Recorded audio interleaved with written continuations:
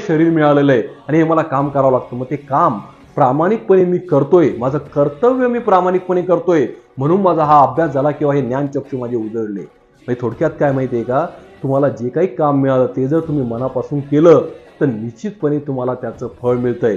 मग तुम्ही नोकरी करताय का व्यवसाय करताय, डझंट मॅटर, तुम्ही ते प्रामाणिकपणे करायला पाहिजे, तरच त्याचं फळ तुम्हाला मिळतंय. आणि सगळ्यात महत्त्वाची गोष्ट तुम्हाला सांगू का, नोकरी किंवा व्यवसाय हा तुमच्या आयुष्याचा एक भाग आहे. की तुम्ही काय केलं पाहिजे याच्यावर तुमचं आयुष्याचं गणित अवलंबून नाही. मग तुम्ही नोकरी करा किंवा व्यवसाय करा, पण सगळ्यात महत्त्वाचं आहे तुम्ही आयुष्य जगा. आणि तुम्ही ज्या ठिकाणी जो काही जॉब करताय किंवा जो काही व्यवसाय करताय तो तुम्ही त्याच पद्धतीने प्रामाणिकपणे करा.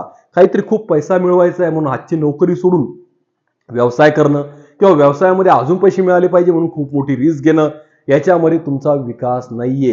हे आपली जी इमेज तयार केली ना आपण समाजामध्ये, की लोकांना काय